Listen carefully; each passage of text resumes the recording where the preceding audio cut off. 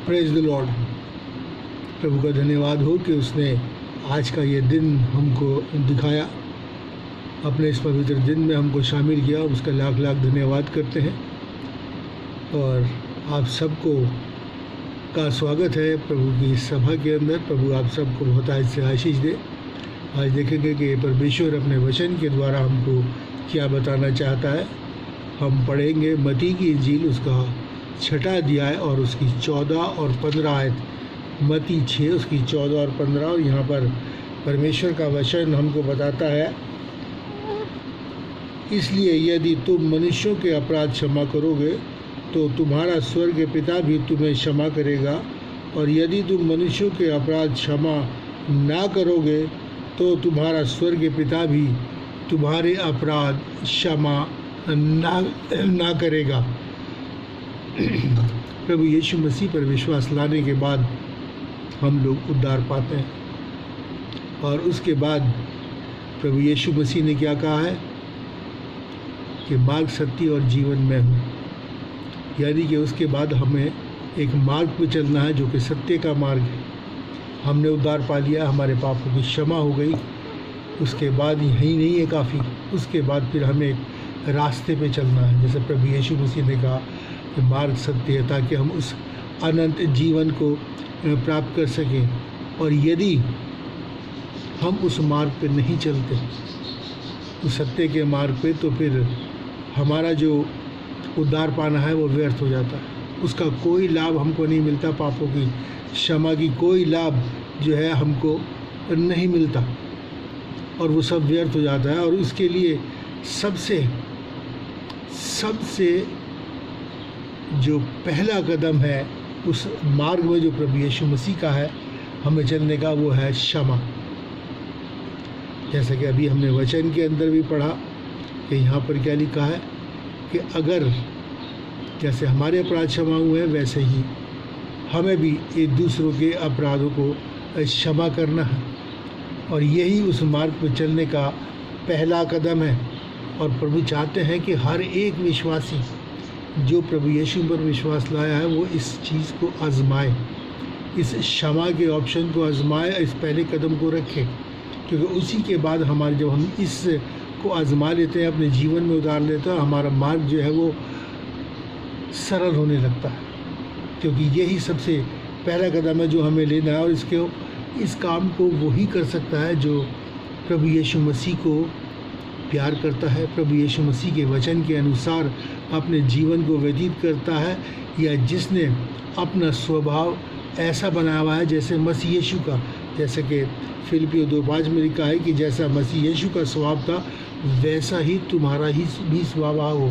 प्रभु यीशु मसीह क्षमा को लेकर इस पृथ्वी पर आए थे। ये बात मैं कई बार आपको बता दूँ। इसलिए प्रभु चाहते हैं कि हम भी इस कार्य को करें ताकि हमारे जो अपराध क्षमा हुए हैं वो क्षमा रहें, ढके रहें। और ये क्षमा आजकल बहुत ही दुर्लभ चीज़ हो गई है। कोई किसी को क्षमा नहीं करना चाहता। हर एक चाहता है कि वो बदला ले, हर एक यही चाहता है। ज़्यादातर लोगों की यही भावना होती है कि हम ऐसा क्यों करें। और कोई भी पापी व्यक्ति, कोई भी बुरा व्यक्ति जो भलाई से दूर रहता है वो इस कार्य को कभी कर ही नहीं सकता। केवल वही जो प्रभु यीशु मसीह के बताए हुए रास्ते पर चलता है, अब प्रभु यीशु मसीह के स्वभाव को अपने अंदर ले लेता है, उसके ऊपर अपने सारे मन, सारी बुद्धि, सारे प्राण और सारी शक्ति से प्रेम करता है, वही व्यक्ति जो है इस मार्ग के ऊपर चल सकता है। और देखिए कि प्रभु क्या कहते हैं हमें। और हम लोग जैसे मैंने अभी कहा कि हम बदला लेना चाहते हैं, लेकिन देखिए प्रभु क्या कहते हैं इस विषय में। इब्रानियों 10 और 30 के अंदर लिखा है, प्रभु कहते हैं बदला लेना मेरा काम है, बदला मैं ही लूँगा। प्रभु ये नहीं कहते कि मैं बदला लूँगा, मैं ही लूँगा, ये मेरा काम है, इसको तुम मेरे पे छोड़ दो। तुम्हारा काम जो है क्षमा करना, क्योंकि तुम्हारे अपराध क्षमा हुए हैं, इसलिए तुम क्षमा करो, बदला मैं ही लूँगा। और देखिए प्रकाशित वाक्य 2 और उसकी 23वें पद में क्या कहते हैं प्रभु, हृदय और मन का परखने वाला मैं ही हूँ, मैं ही तुम में से हर एक को उसके कामों के अनुसार बदला दूंगा। मैं ही तुम में से हर एक को उसके कामों के अनुसार बदला दूंगा। तो ये बदला जो है ये परमेश्वर का काम है, इसे हमें अपने हाथ में लेना। लेकिन आजकल क्या हो रहा है, आजकल इस परमेश्वर के कार्य को लोग खुद करने लगे। जो काम परमेश्वर ने कहा है हमें नहीं करने के लिए, वो काम मनुष्य खुद करने लगा है। और जब हम ऐसा करते हैं तो परमेश्वर भी इसका भी बदला हमको देगा, क्योंकि हमने वो किया जो परमेश्वर ने हमें मना किया। तो इसलिए इस बात का हम ध्यान रख लें कि ऐसा काम कि हम सोचें कि इसका बदला मैं लूँ, क्योंकि वचन में लिखा है कि ये मत कहना कि जैसा इसने मेरे साथ किया है वैसा मैं भी इसके साथ करूँगा। प्रभु ने बिल्कुल सख्ती से मना किया। हमारा काम ये है क्षमा करना, और बाकी चीज़ें हम अपने प्रभु के हाथ में सौंप दें। और देखिए कि प्रभु यीशु मसीह ने ये हमें सिखाया भी है। देखिए वहाँ क्या लिखा है, पहला पतरस और उसकी 2 अध्याय और 23वें पद में परमेश्वर का वचन हमको क्या बताता है। यहाँ पर लिखा है, प्रभु के लिए लिखा है, देखिए, वह गाली सुनकर गाली नहीं देता था और दुख उठाकर किसी को भी धमकी नहीं देता था, पर अपने आप को सच्चे न्यायी के हाथ में सौंपता था। अपने आप को सच्चे न्यायी के, ये हमें करना सिखाया प्रभु ने। जब उसको पकड़ने आए तो प्रभु ने क्या कहा, अगर मैं अभी अपने पिता से निवेदन करूं तो स्वर्गदूतों की 12 पलटन भेज देगा। जबकि जो पकड़ने आए थे चंद मुट्ठी भर लोग थे प्रभु यीशु मसीह को, जिन्होंने प्रभु यीशु मसीह को सलीब पर चढ़ाया। और एक स्वर्गदूत की सामर्थ वचन के अंदर लिखी हुई है कि जिसने एक रात में एक स्वर्गदूत ने 1,85,000 को हलाक किया। तो सोचिए 12 पलटन की कितनी ताकत होगी। लेकिन वो कहता है कि नहीं, वो इसलिए नहीं करता क्योंकि वो क्षमा करने आया था हमें उसने हमारे अपराधों को क्षमा किया। और इसी के साथ साथ याकूब उसका 2 उसकी 23 में लिखा है, जिसने दया नहीं की उसका न्याय बिना दया के होगा और दया न्याय पर जयवंत होती। इसलिए हमें दया करनी। दया क्या है कि हम किसी दया करें, मतलब उसे क्षमा करें। अगर किसी ने हमारा अपराध किया है तो हम उसे क्षमा करें, और ये काम हमें हर हाल में करना ही है। इस काम से हम अगर प्रभु यीशु मसीह के विश्वासी हैं तो हमें ये काम करना है। इस काम से हम किसी भी तरीके से अलग नहीं हो सकते, क्योंकि ये कार्य भी परमेश्वर का आदेश है जो हमें करना है।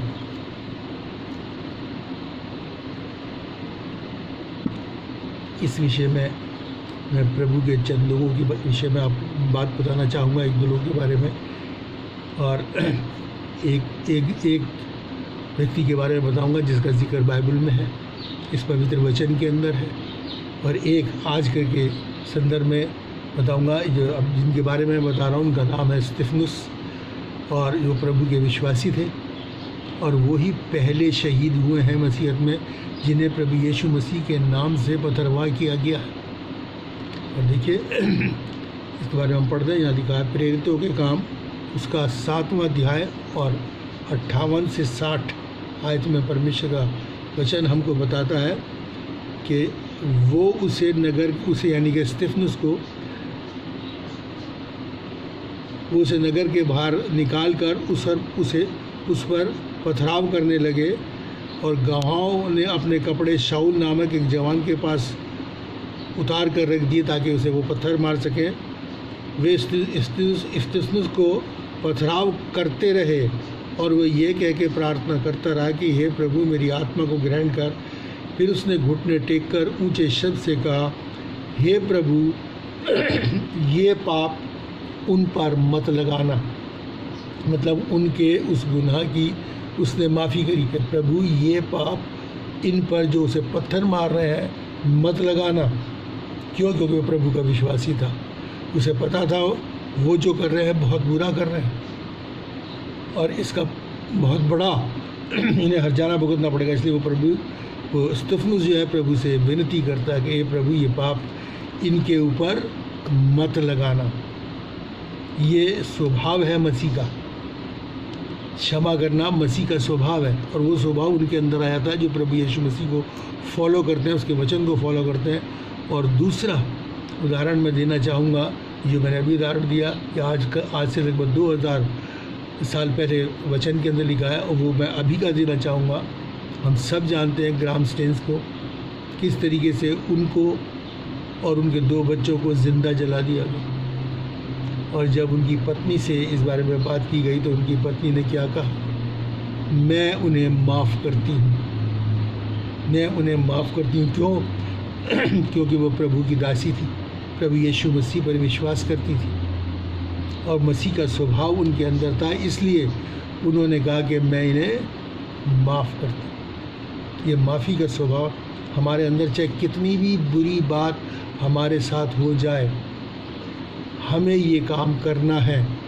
और प्रभु का भजन संहिता 103 की 3 में लिखा है कि वही तो मेरे सब अधर्मों को क्षमा करता है।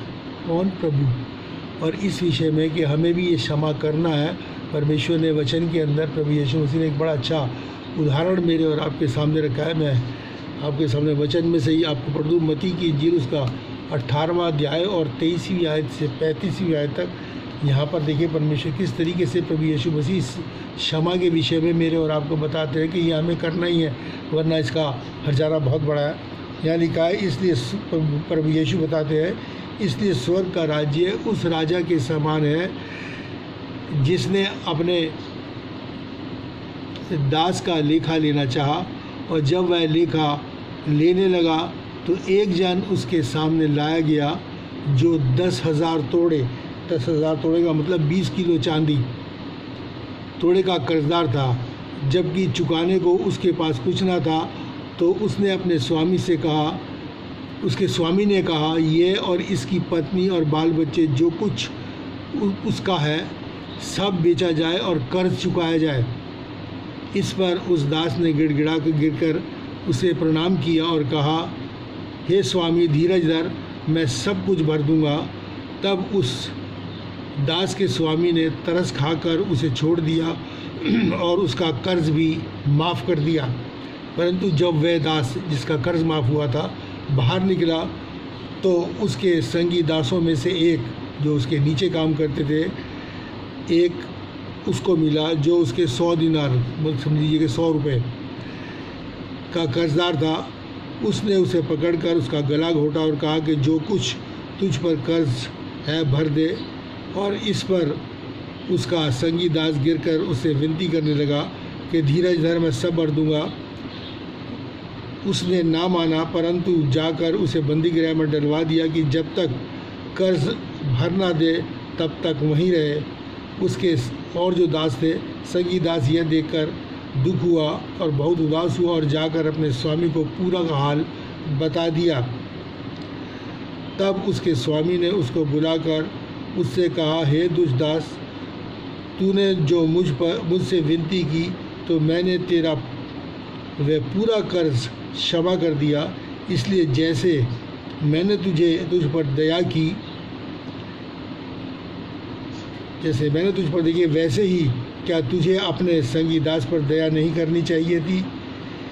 और उसके स्वामी ने क्रोध में आकर उसे दंड देने वालों के हाथ में सौंप दिया कि जब तक वह सारा कर्ज ना भर दे तब तक उनके हाथ में रहे, जब तक वो सारा कर्ज न कर दे। क्योंकि उसके कर्ज माफ़ हुए, उसका कर्ज ज़्यादा था, वो माफ़ हुआ, लेकिन उसने अपने से नीचे वाले का कर्ज माफ़ नहीं किया, बल्कि उसको दंडित किया। और इसीलिए उसने, प्रभु क्या कहता है, क्या तुझे दया नहीं करनी चाहिए थी? इसीलिए परमेश्वर के वचन में, जैसे मैंने अभी पढ़ा, वो क्या लिखा है कि दया न्याय पर जयवंत होती है।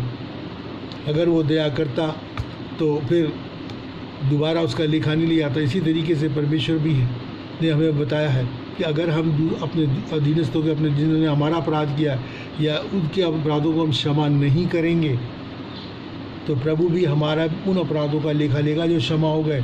जैसे मैंने अभी पहले कहा कि फिर हमारा जो उद्धार पाना है वो व्यर्थ हो जाएगा, उसका कोई लाभ हमें नहीं मिलेगा। इसलिए मेरे और आपको ये चाहिए कि इस कार्य को हम हर हाल में करें, अपने अपराधियों को क्षमा करें, ताकि जो हमारे अपराध क्षमा हुए हैं, जो हमारे पाप क्षमा हुए हैं, वो बनी रहे और हम परमेश्वर के कृपा पात्र बने रहें। और नहीं तो फिर परमेश्वर हमारे अपराधों का को फिर से स्मरण करेगा और वो हमारे अपराधों का दंड हमको देगा, वो हमारा उद्धार व्यर्थ हो जाएगा। दूसरा पत्रस उसका 2 अध्याय और 10वीं आयत में देखिए क्या लिखा है, परमेश्वर का वचन क्या कहता है। इस कारण हे भाइयों, अपने बुलाए जाने और चुन लिए जाने को सिद्ध करने का भली भांति यत्न करते जाओ। हे भाइयों, इसलिए अपने बुलाए जाने और चुने जाने को सिद्ध करने का प्रयत्न भली भांति यत्न करते जाओ, यानी कि हम बुलाए गए, परमेश्वर ने हमको चुना, इसलिए हमें अपने चुनाव को सिद्ध करना है। यानी कैसे? दूसरों को क्षमा करके। अगर हम ऐसा करते हैं तो हमारा बुलाया जाना सिद्ध हो जाता है, यानी हमारे पाप हमेशा के लिए ख़त्म, फिर कोई उन्हें स्मरण करने वाला नहीं है, फिर कोई उन्हें स्मरण नहीं करेगा।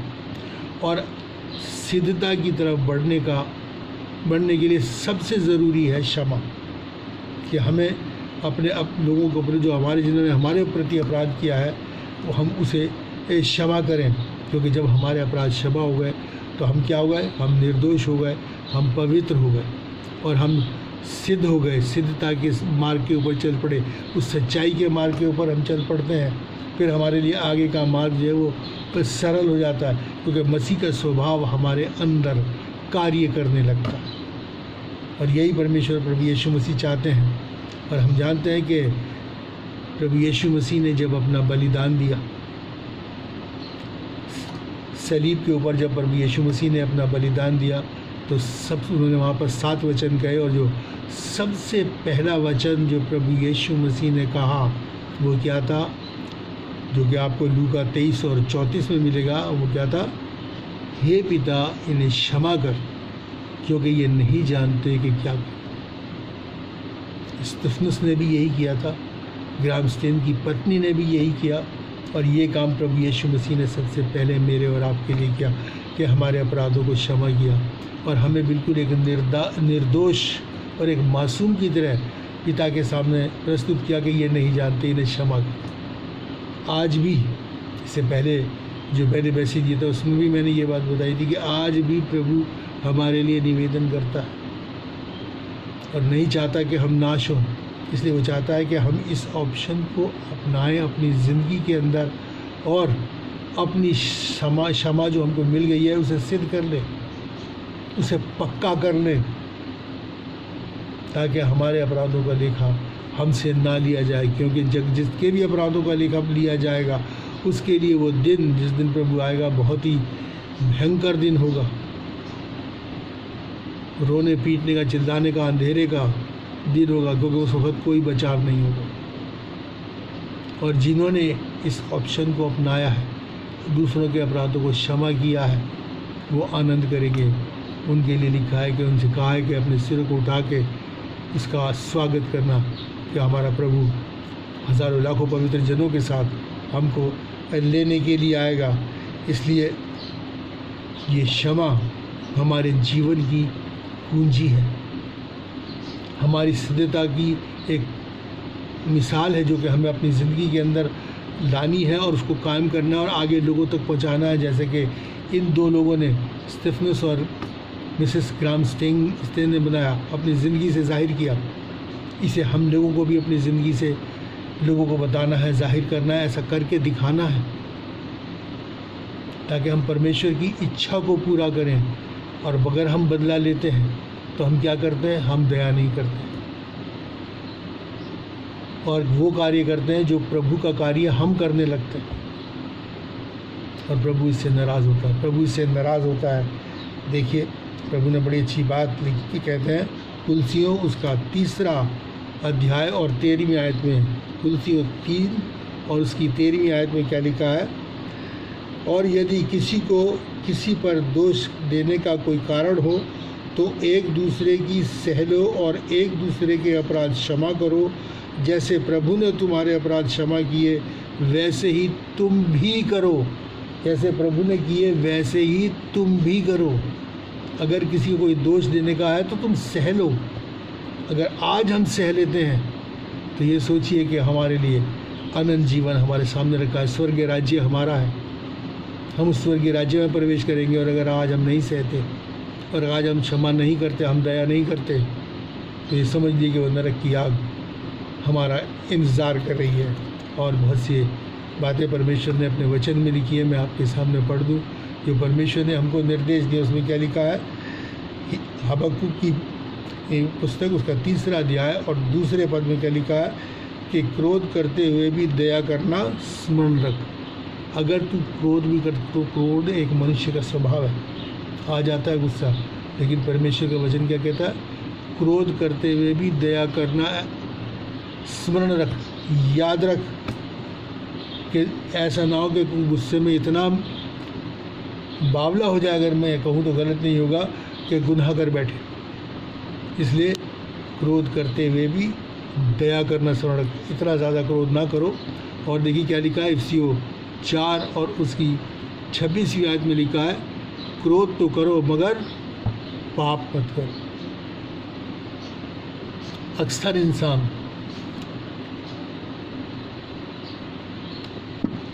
मैं बताऊं आपको, अक्सर इंसान गुस्से में आके ये काम कर जाता है, गुस्से में आके मर्डर कर जाता है, गुस्से में आके मार पिटाई कर जाता है, गुस्से में आके झगड़ा फसाद कर जाता है, ऐसे काम कर जाता है जब जो प्रभु ने करने के लिए मना की।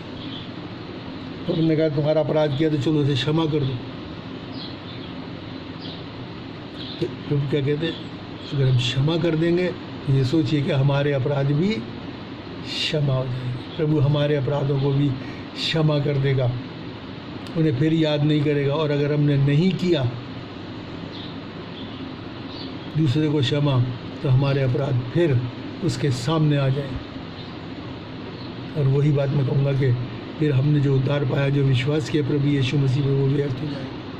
क्योंकि कई बार हम ऐसी छोटी छोटी गलती कर जाते हैं और इस बात को भूल जाते हैं कि हम क्या कर रहे हैं। ऐसा करके हम अपना कितना बड़ा नुकसान कर रहे हैं। क्योंकि परमेश्वर के विषय में लिखा है कि वो किसी का पक्षपात नहीं करता। जब वो आके न्याय करेगा तो वो सच्चा न्याय करेगा। और देखिए परमेश्वर का वचन क्या कहता है, इफ्सियों उसका 4 अध्याय और उसकी 31 और 32 आयत आपके सामने पढ़ो। इफ्सियों 4 और उसकी 31 और 32 आयत। यहाँ पर देखिए परमेश्वर का वचन क्या कहता है। यहाँ पर लिखा है कि सब प्रकार की कड़वाहट, प्रकोप, क्रोध, कलह और निंदा सब बैरभाव समेत तुमसे दूर किए जाएं। ये सब चीज़ें तुमसे दूर किए जाएं। एक दूसरे पर कृपाल और करुणा में हो, जैसा परमेश्वर ने मसीह में तुम्हारे अपराध क्षमा किए हैं, वैसे ही तुम भी एक दूसरे के अपराधों को क्षमा करो। ये सब बातें क्या लिखी हुई है, देख लीजिए क्या लिखा है कि सब प्रकार की कड़वाहट। ये जो अगर मेरे मन में कपड़ा कड़वाहट होगी किसी के प्रति, तो फिर मैं उसको क्षमा नहीं कर सकूँगा। प्रकोप, गुस्सा, क्रोध, अगर ये मेरे मन में आ जाएगा किसी दूसरे के प्रति, तो फिर मैं क्षमा बाद में करूँगा, पहले सोचूंगा इससे ज़्यादा बुरा कैसे करूँ मैं। तो परमेश्वर क्या कहते हैं, और कलह, निंदा, ये किसी भी एक दूसरे की बुराई करना भी वो काम है जो परमेश्वर ने मना किया। और किसी की बुराई करने का मतलब ये है कि हम उसे क्षमा नहीं कर रहे, बल्कि दूसरे के सामने उसे बुरा बना रहे हैं। जबकि उसने अगर कुछ ऐसा किया भी है तो हमें क्षमा करनी है।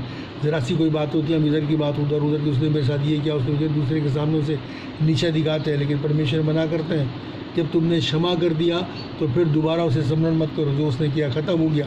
जैसे हमारे पाप उसने माफ़ कर दिए और ख़त्म हो गए हमारे पास से, अब वो दोबारा नहीं उसे याद करता। इसी तरीके से मेरे और आपको अगर हमने क्षमा कर दिया तो फिर उसकी इधर उधर चुगली नहीं करनी, इधर उधर उसकी बुराई नहीं करनी। जब क्षमा कर दिया तो फिर वो बात है तुम्हारे दिमाग से हमेशा के लिए ख़त्म हो जानी चाहिए, मिट जानी चाहिए दिल और दिमाग से। और उसके बाद क्या कहता है, एक दूसरे पर कृपालु और करुणामयी हो। ये कृपा और करुणा में जब हमारे अंदर आ जाएगी तब क्या होगा, हम एक दूसरे को क्षमा करने लगेंगे। इसलिए तमाम दुनिया के झगड़े, बैर भाव सब मिट जाएंगे, सब मिट जाएंगे। और एक अद्भुत शांति इस पृथ्वी के ऊपर कायम होगी, हमारे हृदयों में कायम होगी, समाज में कायम होगी। और एक खुशहाल समाज को हम निर्माण करेंगे उसका, अगर हम परमेश्वर के इस वचन के अनुसार चलेंगे। तो लिखा कि जैसा परमेश्वर ने मसीह में तुम्हारे अपराध क्षमा किए, वैसे ही तुम भी एक दूसरे के अपराध क्षमा, हम एक दूसरे के अपराधों को क्षमा करें। प्रभु इन वचनों के द्वारा आप सबको आशीष दे। प्रभु तौफीक और ताकत इनायत फरमाए कि इस वचनों के अनुसार हम इस ऑप्शन को, इस क्षमा के ऑप्शन को अपनी ज़िंदगियों में उतार लें, अपने हृदय में उतार लें, मसीह के स्वभाव को अपने अंदर उतार लें, ताकि जब भी मौका मिले हम उन्हें क्षमा करें। हमारे प्रति कितना भी बुरा हो, अभी जो उदाहरण दो मैंने आपके सामने रखे थे, उन दोनों उदाहरणों में उनके साथ बहुत बुरा हुआ। स्तिफनुस को पत्थर मार मार के मार दिया गया जान से, तब भी वो कहता है कि इन्हें माफ़ करिए, अपराध इन पर मत लगा।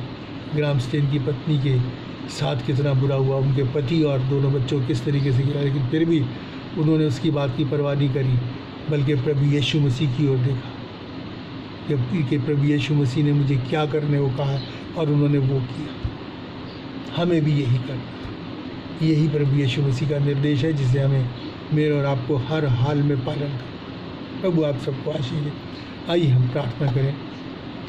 महान और दयालु परमेश्वर, तेरा धन्यवाद करते हैं, तेरी स्तुति, तेरी प्रशंसा और तेरी जय जयकार करते हैं। तेरे नाम को धन्य कहते हैं प्रभु, कि तूने पिता परमेश्वर हमें सही रास्ते पर लाने के लिए अपना ये पवित्र वचन दिया। हमें शक्ति और सामर्थ्य दे कि इस वचन के अनुसार अपने जीवन को व्यतीत कर सके, अपराधियों को हम क्षमा कर सके। प्यारे बाप पिता परमेश्वर, तेरा धन्यवाद करते हैं कि तूने हमारी प्रार्थनाओं को सुना और आए बाप आसमानी इससे कोविड के जो प्रकोप था इसको कम किया। प्यारे पिता परमेश्वर, तेरा धन्यवाद हो, इसे बिल्कुल से हटा दे, ताकि पिता परमेश्वर तेरी शांति इस पृथ्वी पर कायम हो। प्यारे बाप आसमानी, उसे प्रार्थना करते हैं पिता परमेश्वर तमाम मेडिकल स्टाफ के लिए, तमाम पिता परमेश्वर सिक्योरिटी स्टाफ के लिए, जो कि पिता परमेश्वर हमारे पुलिस के हैं, अधिकारियों के लिए, पिता परमेश्वर देश के नेताओं के लिए, सबको अपने सुरक्षा के घेरे में ले, बुद्धि समझ दे कि तेरे भय में होकर अपने तमाम कार्यों को अंजाम दे सके पिता परमेश्वर, ताकि प्यारे बाप आसमानी बहुत से लोग बचाए जा सके। पिता परमेश्वर सबके लिए आशीष मांगते हुए, सबको प्रभु यीशु मसीह के नाम से आशीष देते हुए प्रार्थना प्रभु यीशु के नाम से मांगते हैं, आमीन। अब हमारे प्रभु यीशु मसीह का अनुग्रह, पिता का प्रेम और पवित्र आत्मा की सहभागिता हम सब के साथ और तमाम विश्वासियों के साथ और हर एक सुनने वाले के साथ अब से लेकर हमेशा तक होती है, आमीन। प्रभु आप सबको आशीष दे। आपसे फिर निवेदन करूंगा, वचन को ज़्यादा से ज़्यादा शेयर करें, ताकि ये वचन दुनिया के छोर तक पहुँचे और बहुत से लोग इस वचन के अनुसार प्रभु यीशु मसीह के इस ऑप्शन को अपना सकें और उनके जो अपराध क्षमा है वो क्षमा रहे और वो औरों के भी अपराधों को क्षमा करके अपने आप को सिद्धता की ओर ले जा सकें। God bless you.